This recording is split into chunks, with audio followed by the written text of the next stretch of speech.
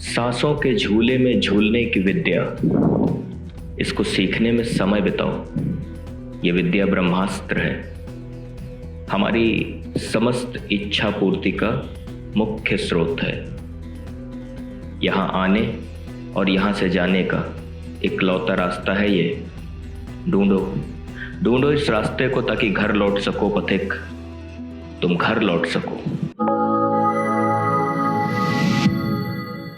ये कुंडली है, एक बॉलीवुड के एक्टर हैं सिद्धार्थ मल्होत्रा। उनकी कुंडली है ये पढ़िए। इनकी अभी हाल ही में शादी हुई है कियारा आडवाणी से। तो कियारा आडवाणी की कुंडली आप पढ़ चुके थे, हम आपको दिखा चुके थे। तो इनकी कुंडली छूट गई, हमें इनकी जगह एक बार पढ़ ली। सिद्धार्थ मल्होत्रा हैं बॉलीवुड के एक्टर। तो सिद्धार्थ मल्होत्रा की जन्म कुंडली मीन लग्न है और वृषभ राशि है। तो सबसे पहले आयु की गणना करते हैं। लग्नेश गुरु द्विज स्वभाव में है, अष्टमेश का शुक्र चर में है, अल्पायु हो गई। लग्न द्विज स्वभाव में है और चंद्रमा स्थिर में है, ये दीर्घायु हो गई। और शनि द्विज स्वभाव में है, चंद्रमा स्थिर में है, दीर्घायु हो गई, है ना। तो दो तरीके से, हाँ, दो तरह से दीर्घायु है। आयु की गणना ठीक है। तो सिद्धार्थ मल्होत्रा की जन्म कुंडली दीर्घायु के कालखंड में है। अब इसमें राजयोग देखो, तो लग्नेश गुरु लग्न में ही बैठा अपनी राशि मीन राशि में, ये कोई राजयोग नहीं देगा। पंचमेश का चंद्रमा पराक्रम के घर में तीसरे घर में उच्च का है, ये भी कोई राजयोग नहीं देगा। भाग्येश का मंगल वृश्चिक राशि में अपनी राशि में नवम घर में बैठा है, तो ये भाग्य भाव को बलवान तो करेगा, लेकिन कोई राजयोग नहीं देगा यहाँ। चतुर्थेश का बुध अपने से सातवें आ गया दसम घर में, और बुध यहाँ नीचा अभिलाषी है। मीन इसकी नीच राशि है, 3 राशि पीछे धन राशि में बैठा है। ये चौथे घर को देख रहा, तो चौथे घर को तो बलवान करेगा, लेकिन कोई राजयोग नहीं बनाएगा। सप्तमेश बुध हो गया, है ना, वो वही हो गया चतुर्थेश का। अच्छा, दशमेश का गुरु लग्न में आया, है ना, ये एक राजयोग बनाएगा गुरु। दशमेश का गुरु यहाँ पे राजयोग बनाएगा। ये राजयोग बहुत बड़ा राजयोग होता, लेकिन ये राहु से एक तरह का एक बहुत अशुभ योग बना रहा लग्न पर। अच्छा। जिसके कारण बहुत सारी समस्याओं का सामना इनको करना पड़ा होगा पहले भी। अच्छा। और भविष्य में भी करना पड़ेगा। अच्छा। फिर भी ये गुरु चूंकि राजयोग दे रहा, तो कुछ तो उसका फल देगा ही। अच्छा। है ना। तो कुल मिला करके एक ही राजयोग है ये, दशमेश का गुरु लग्न में मीन राशि में। धन की स्थिति, धन भाव की स्थिति देखो। धन भाव का मालिक मंगल इनका भाग्य भाव में बैठा है, तो ये भाग्य से ही धनवान है, भाग्यशाली है। तो धन की कोई स्थिति में कोई कमी नहीं है। सप्तमेश देखो, सप्तमेश का मालिक बुध इनका पत्नी का मालिक दसम घर में बैठा है, नीचा अभिलाषी है ना। और ये केंद्र में ही है तो नीचा अभिलाषी। दसम सातवें घर पे राहु की दृष्टि आ रही, गुरु की दृष्टि आ रही है ना। और किसी कोई ग्रह की, शनि की एक दृष्टि आ रही है, 10वीं दृष्टि। तो शनि, राहु और गुरु 3 ग्रहों की दृष्टि आ रही है ना। तो 1, 2, 3, शनि की तीसरी दृष्टि 12वें घर पे गई कुंभ राशि पे, 7वीं दृष्टि चौथे घर पे आ गई, 10वीं दृष्टि यहाँ आ गई। अब यहाँ पे 3 ग्रहों का कॉम्बिनेशन बन रहा है, शनि, राहु, गुरु, 3 ग्रह, और केतु यहाँ ऑलरेडी बैठा है। ये क्या डिस्टर्बेंस पैदा करेगा? चंद्रमा बुध। हाँ, विवाह तो इनका अरेंज मैरिज होगा, ठीक है, इसमें तो कोई संदेह नहीं। विवाह अरेंज मैरिज हुआ भी। अच्छा, लेकिन वैवाहिक संबंधों में कहीं न कहीं पर इसमें बाधा दिखती है। अच्छा। हाँ, किसी पाप ग्रहों की ये जो 4 ग्रहों का कॉम्बिनेशन ये 7वें घर पे बन रहा है। अच्छा। राहु गुरु का, शनि का, और केतु ऑलरेडी यहाँ बैठा है ना। तो राहु गुरु इनकी लग्न में ही बैठा है ना। तो पत्नी तो इनकी बहुत सभ्य, बहुत ही शालीन है ना, वहाँ पे तो कहीं कोई समस्या नहीं। लेकिन इनके अपने इस गलत योग के कारण, राहु गुरु के योग के कारण कहीं न कहीं इनकी अपनी गलती से अच्छा पत्नी के साथ संबंधों में तनाव आ सकता है। हाँ, आ सकता है। अच्छा, तो वो संभावना बन सकती है। लेकिन अभी तो नई नई शादी हुई है, अभी तो कोई ऐसी बात नहीं है। लेकिन भविष्य में बन सकती है। हाँ, थोड़ी सी इस बात में सावधानी जरूर रखनी पड़ेगी कि चूंकि पत्नी गुरु के घर में बैठी है ना, बुध, और बुध बड़ा सेंसिटिव ग्रह माना जाता है। तो गुरु के घर में बैठा है ना, तो पढ़ी लिखी सभ्य है ना, सुशील, सारी चीजें हैं। तो अगर ये कोई कहीं पर कोई इनकी बात गड़बड़ाएगी पत्नी के साथ, तो तनाव की स्थिति बन सकती है पत्नी के साथ। अच्छा, और करियर वगैरह इनका? करियर तो 10वें से इनका गुरु यहाँ लग्न में बैठा है, राहु के साथ बैठा है, तो करियर तो उतार चढ़ाव भरा रहेगा। अच्छा, हाँ, करियर कोई ये कोई ऐसे अभिनेता नहीं है हाँ कि जिनकी कोई बहुत ही बड़ी सफल फिल्में हो गई हो। हाँ, तो करियर तो उतार चढ़ाव भरा। और ये डायरेक्शन लाइन में भी है। हाँ, जो भी करियर है उतार चढ़ाव भरा करियर रहेगा। अच्छा, हमने एक चीज देखी कि राहु और गुरु इनके जो कॉम्बिनेशन है ये बहुत ही विकट होता है। हाँ, बहुत खराब होता है।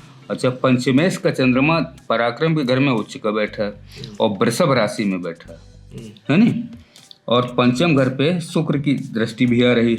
शुक्र भी स्त्री कारक, चंद्रमा भी स्त्री कारक। देखो मैंने, और गुरु की यहाँ दृष्टि आ रही उच्च की पांचवें घर पे।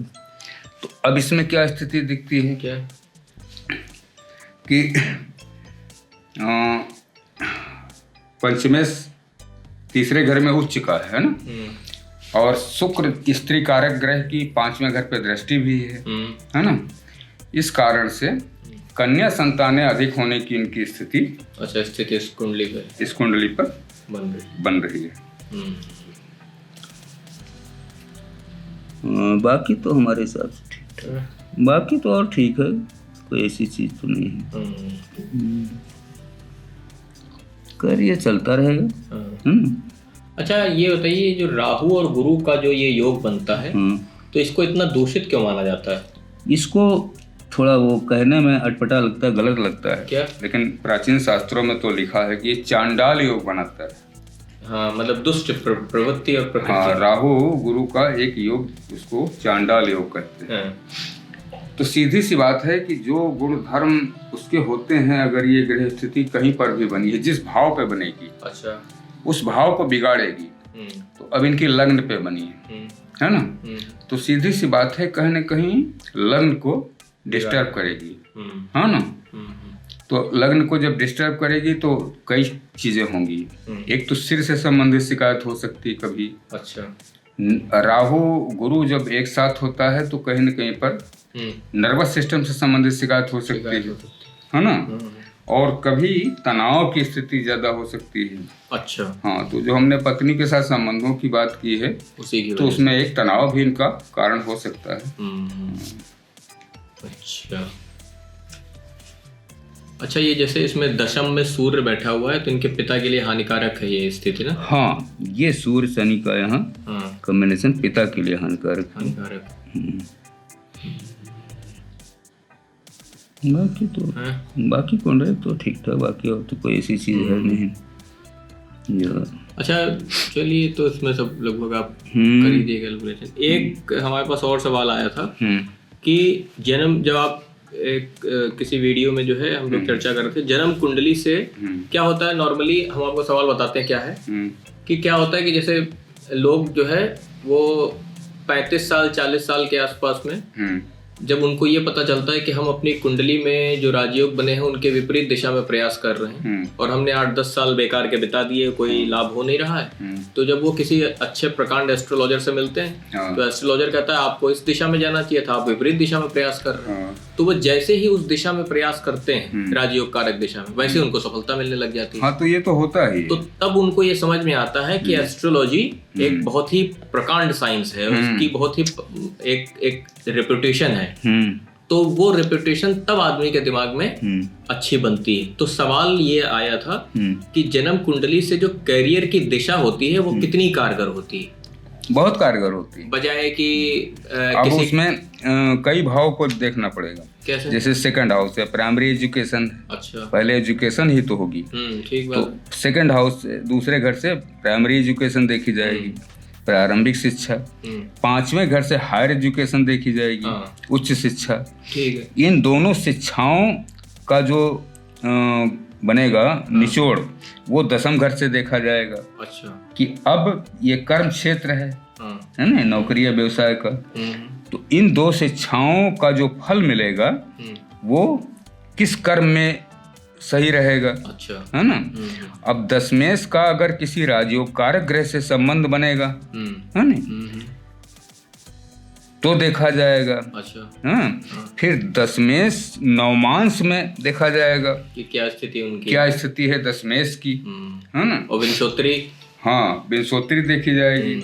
तो बहुत सारी गणनाएं होती तब ये। तो इसका मतलब ये है कि जन्म कुंडली से हाँ, अगर बहुत ही प्रारंभिक स्थिति में यानी कि 15-16वें साल के आसपास में हाँ, करियर की दिशा निकाली जाए और उस दिशा के ऊपर इंसान चले, हाँ, तो उसको क्या कम मेहनत में और हाँ, कम समय में जल्दी सफलता मिलती है? जल्दी सफलता मिलेगी और मेहनत भी कम लगेगी।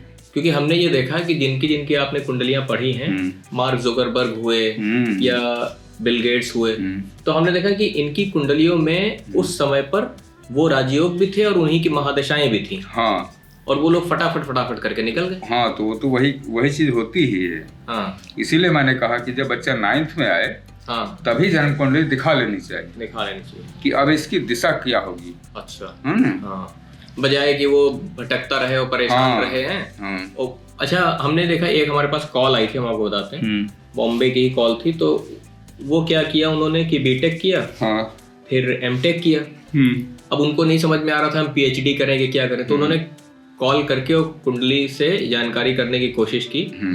तो अब उनकी कुंडली के अंदर व्यवसाय का योग बना हुआ और वो एमटेक बीटेक सब करके और पीएचडी करके, फिर वो पीएचडी करने के बाद तो आप या तो रिसर्च लाइन में पहुंचेंगे या तो आप प्रोफेसर के काम करेंगे। तो अब उसमें किसी में अगर मान लीजिए कपड़े के व्यवसाय का बहुत बड़ा राजयोग है या कोयले के व्यवसाय का राजयोग है, तो वो अननेसेसरी अपना समय तो बर्बाद कर बेकार है, और क्या है ना, वो अपना समय बर्बाद कर रहे हैं।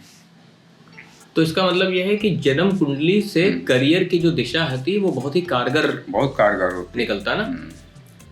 क्योंकि हमने हजारों कंपटीशन वाले बच्चों को बताया कि तुम्हारी ये लाइन है, ये दिशा है, इसमें मेहनत करो। तो उन्होंने किया, वो जैसे करते तुरंत हो जाते। और वो अननेसेसरी जो है अपना समय बर्बाद करते रहते हैं दूसरी दिशाओं में। हाँ, ये तो होता है। तो जब कुंडली खुलती तब पता चलता है कि हाँ किस दिशा में जो है वो योग बना हुआ और आदमी किस दिशा में मेहनत कर रहा है। तो करियर आपके हिसाब से जन्म कुंडली से जो है वो निकलवाना ज्यादा बेहतर रहता है। बहुत बेहतर है ना, बशर्ते कि एस्ट्रोलॉजर बहुत सटीक हो, है ना, जानकारी हो, एस्ट्रोलॉजर को जानकारी हो और वो जो है उस पर रेमेडी वगैरह करके, अगर कुंडली में कोई करेक्शन कराना हो तो रेमेडी करके और सारी चीजों को जो है करेक्ट कर सके। तो करियर के लिए जो है वो इस विज्ञान का सहारा सही लिया जा सकता है। और इसमें कुछ है ऐसी चीज पढ़ने वाली? कोई खास चीज? अच्छा, ये ऐसा हमने देखा कि राहु जिस लग्न में बैठा होता है, अगर वो लग्न में बैठा है तो आदमी को दुष्ट प्रवृत्ति का क्यों बना देता है? राहु का गुण ही यही, उसका गुण यही है। राहु एक तो भ्रमित रखता है, हाँ, डिसीजन सही नहीं ले पाते हैं। सामने वाले व्यक्ति से, जिससे ये कोई भी व्यक्ति बात करता है जिसके लग्न में राहु बैठा हो, तो उसको उसके बारे में भ्रम बना रहता है। अच्छा, कि ये गलत है, सही है, गलत है, सही क्या है, क्लियर नहीं हो पाता। तो जब क्लियर नहीं हो पाता उसी में बात बिगड़ जाती है कहीं न कहीं, है ना। तो उस कारण से ये समस्याएं होती हैं। तो हमको लगता है अगर कोई भी बड़ा बिजनेस लगाना हो या बड़े डिसीजन लेने हो तो सबसे पहले तो काम ये है कि आप अपना काम तो करें, एस्ट्रोलॉजर से जरूर उसको जो है बिल्कुल वो कैलकुलेशन करवा लें। इसीलिए तो जब कोई बिजनेस एस्टेब्लिश करता है बड़ा, अब तो सब दिखाते हैं, राजनेता हों, फिल्म एक्टर हों, और कोई फिल्म नई बन रही है, हाँ तब भी जो है वो तब भी दिखाते हैं, सलाह मशवरा करते हैं, उसका नाम सही है कि नहीं हाँ है। हाँ सलाह मशवरा करते हैं हाँ, पूरा। तो अब तो सब लोग जागरूक हैं इस बारे में, तो सब दिखाया करते हैं। अच्छा, हमको लगता है एक चीज और भी है कि ये जो एक करियर का क्षेत्र है शेयर मार्केट, ये इसमें जाने से पहले तो कुंडली जरूर ही देख लेनी चाहिए। हाँ बिल्कुल दिखानी क्योंकि चाहिए, वहाँ नुकसान के तो बहुत चांस है, बहुत चांस है कि कुंडली के अंदर राजयोग है कि नहीं, हाँ, महादशाएं क्या कह रही है ना। बिल्कुल। लोग जाते हैं वहाँ पे और जाके सट्टा खेलने लग जाते हैं, हाँ उसी में नुकसान, उसके बाद जब नुकसान हो जाता तब वो कुंडली दिखाते घूमते इधर उधर, है नहीं। नुकसान से पहले बचाव हो जाए तब तो कोई बात भी है, यही होना चाहिए, है ना। तो करियर आपके हिसाब से जो है कुंडली से वो प्रायोरिटी लेनी चाहिए, नहीं बिल्कुल लेनी चाहिए।